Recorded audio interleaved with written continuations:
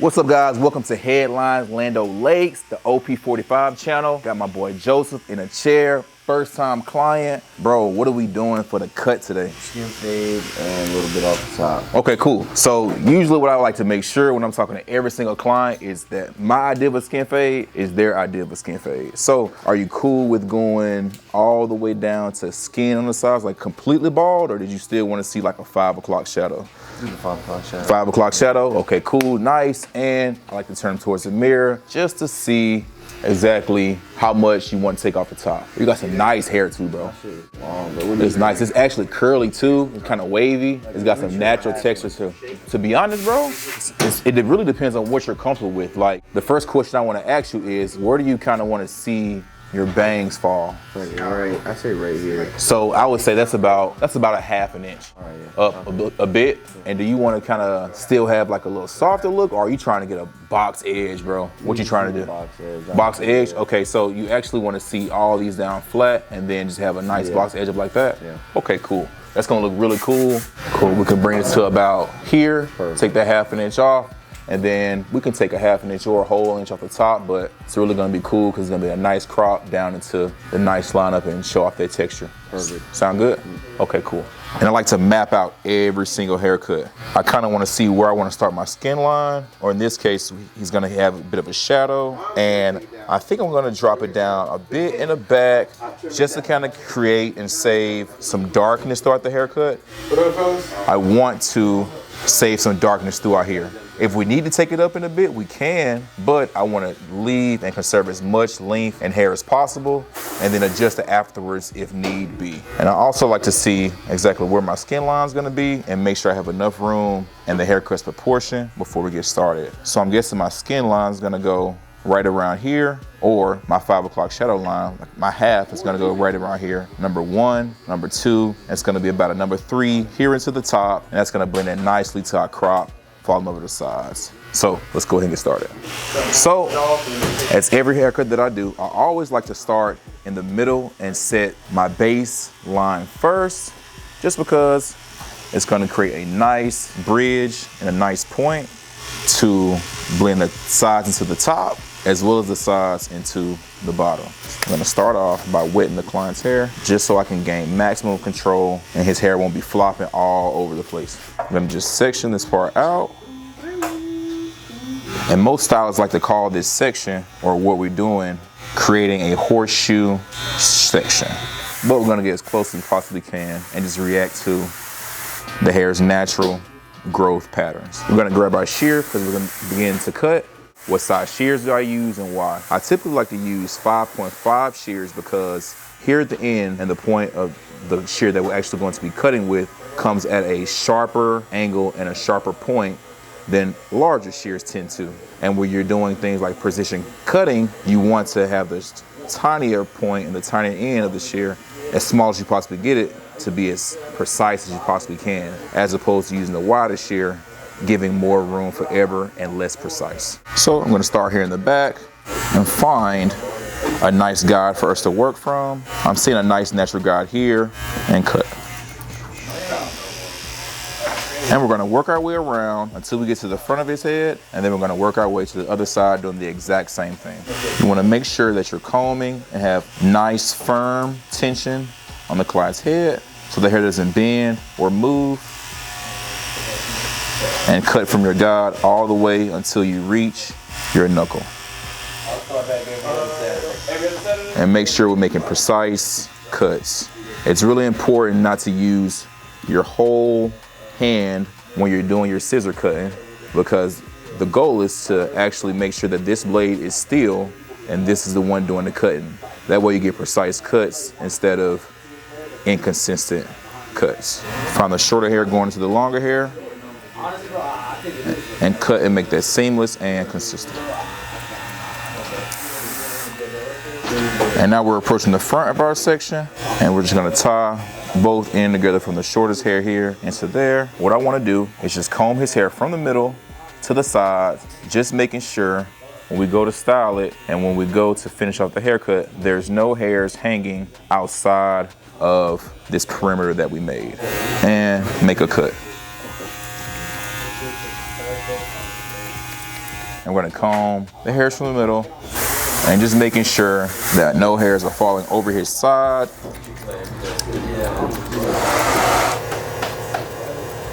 I've already discussed with my client at the beginning of this haircut that we want to create a nice box edge. But we see all these hairs falling into the front of his face and they're really, really long. He said that he wanted the length right around here.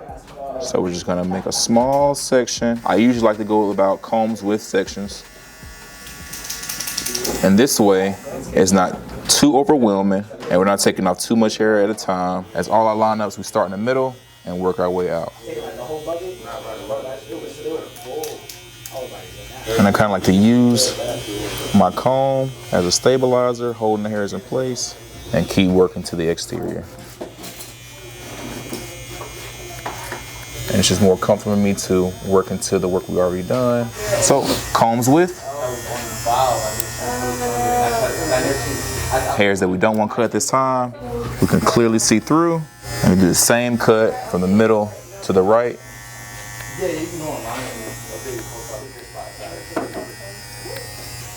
And now we can see there's not much hair hanging over at this point. And so now we know we're working to our last section and take off just the little tiny hairs that's hanging over our guide.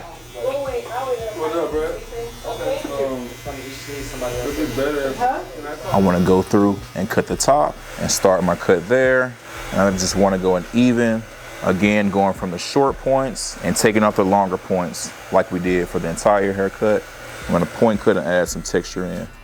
He likes to wear his hair messy, so the texture is gonna actually complement the style and the finish that he's looking for. And when you're doing your point cutting, you wanna ensure, and it's gonna be the easiest possible to do this if you rest your steel blade, like we talked about earlier, the blade that's supposed to stay still, which is this bottom blade, and this top one is the cutting blade, because you can see the cut there. Rest the steel blade on your finger and close and slide your finger along like that. I'm gonna work our way all the way back so the hair doesn't reach anymore. Just go over little hairs that we might have missed our first time through. We're going to take some hair product and go ahead and dry and style his hair, because when you're doing clipper work, although clippers can work into wet hair, it makes it easier. It's all about making your job easier. We're gonna dry the hair so we have some nice, easy hair to work into. I'm just gonna lightly coat the top, making sure it gets to the root of the hair as well as the top. Gonna start with our blood dry on medium heat. High heat, I feel like it's way too hot. And you wanna make this a comfortable experience for the client. I'm just gonna move my hand through, creating some texture. I'm gonna diffuse just to assist and add a little bit more texture and a little bit more volume. Hey man, 245 airbrush cleaner to me is one of the best, if not the best airbrush cleaner in the industry, because it's very simple. It's gonna clean it, it's gonna do a deep clean, it's gonna get rid of all the old clutter that may be in your gun. More importantly, it's gonna be protecting the metal. A lot of these airbrush cleaners are just destroying your gun from the inside out and you don't even know it. But with 245, it won't do that, all right? Very easy to apply, simple nozzle that you put right here, and literally have your thing spraying like brand new.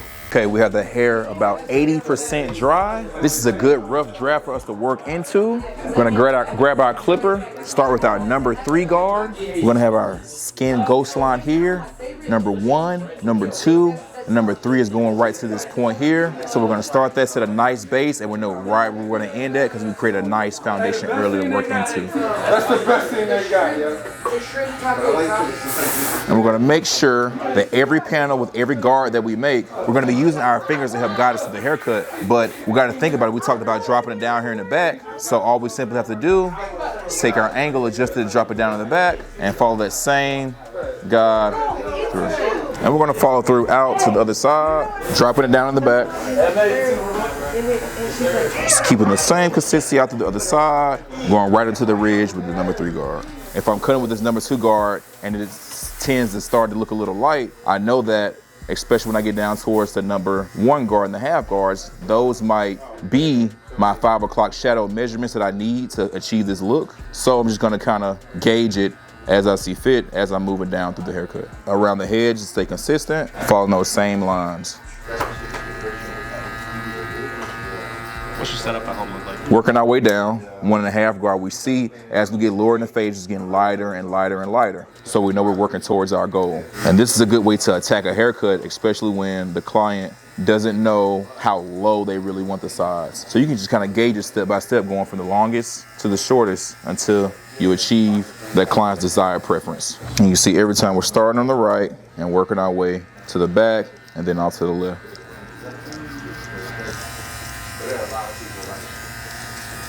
Now I'm starting to feel comfortable and kind of accustomed to this client's hair type, hair texture, and how the guards are working with it. We're almost to the bottom. We're on our 1.5 guard, and our next step is this 1. And kind of test, I'm gonna test a little bit here at the bottom just to kind of see what this gradient gives me, instead of going ahead and starting up here and making a mistake and actually gauging the client and throwing the whole taper off. If I don't know, I'll test in areas that I don't need and see how the hair reacts. Again, fading is all about reacting. And then I go to the top where I need to fade, just because I know how the hair is gonna react. I'm just gonna feather this in.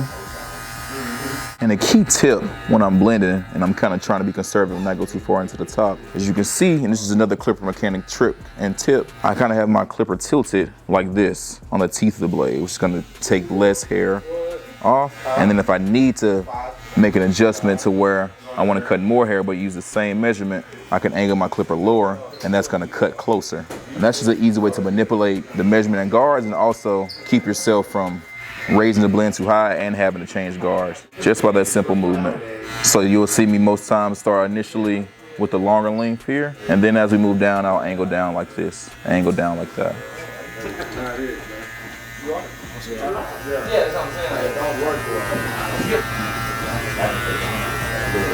Okay, now we're down to our blade close, guys. And look at, we halfway through the cut, and that's looking blurry, man. Top's blending to the sides very, very well. Got a nice blend underneath the base we set in earlier, and we have our lowest point to our highest point. Then, and staying consistent throughout our fade, and the rest of the haircut is customizing it to the client's liking. I always tell barbers that when you're doing a service, you kind of want to treat it like you're at a restaurant. Like, there's never a point where you go into a restaurant and the waiter doesn't ask you, hey sir, what can I help you with? They don't just only take your entree, they ask you for refreshments. They also ask you for if you want dessert after, and they also come by and ask you how you're doing in the middle of the haircut. You want to keep that same hospitality when you're treating a client, you're doing cutting hair and you're doing your service. Because there might be some times throughout the middle of the haircut where, you know, their requests and things change. They might want something else. So when we're going to customize his haircut, we're going to ask him, you know, he said he wanted a shadow taper all the way down from the crop. But in this area, we don't know whether he wants it completely rounded and squared, lined off, have a nice sharp line, or he wants to taper it out. Obviously, we can have our expertise and we can have our recommendation, but completely and ultimately is up to the client. How would you like this back part? I'm gonna go with your expert. You can go with my expertise? Yeah. Okay, cool. I think that a taper is gonna really, really look nice on him, and it's gonna suit him, and it's also gonna last him longer than a lineup would. I'm gonna work into the sideburn area, and we're also gonna give him a taper on his sideburns just to match what we're doing in the back of his haircut. I'm gonna start with the next longest measurement from our 5 o'clock shadow, which is gonna be the blade open, and we're gonna work our way down in this small area here.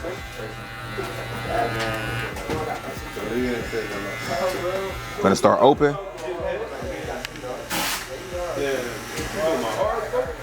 To close. Same thing in the back. And what we're looking to do here is really clear out these panels here where the hair is taking its own identity and really going in a crazy direction. So I want to kind of combat that and get as low as I possibly can, and we'll blend right underneath that. Working smarter, not harder, and you don't have to worry about going too high. And now we're down to the blade close, ending off our, want to use a C motion and follow the natural shape around the client's ear. We can work from the front into this point, or work from the bottom into the ending point there.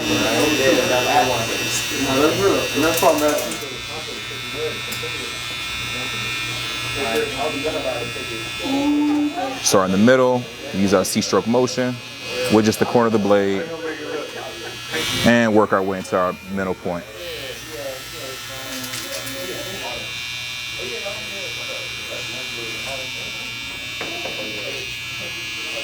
I can see we have a shorter point here to work from. So we're actually gonna, instead of starting in the middle, we're gonna start here at our shorter point, and then we're gonna make everything nice and even consistent we're starting with our weaker point. Establish our middle point again. And again, just making sure to tap instead of tapping and sliding, because now we have to go back and reset, but we're just tapping and going. Your trimmer's always in the same place, making it easier to follow that line you're creating. And start to create my 90-degree angle.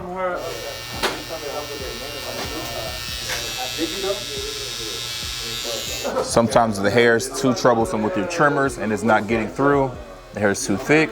Simply come through with your shears and cut that excess off. To ensure a nice 90-degree angle, I like to start my trimmer flat like this and work my way into it. And essentially I just want to take and make sure the sides blend the seams into the top. And so I just want to blend. So I'm going to grab my blending shears. This has 40 teeth. So it's going to take out lesser hair as opposed to texturizing shear that had bigger chunks. It would take out large amounts of hair. Going with my comb. And this comb is good so I can see darker hairs because I have a lighter comb. I'm just going to move our way up, straight up. Using this as your steel blade and this as your cutting blade, making sure that's as still as possible so you get the most accurate and precise cut as possible. Identify the hair you want to cut and put it inside your comb. And there you go, starting to blend in seamlessly to the top. And the content will last so much longer if you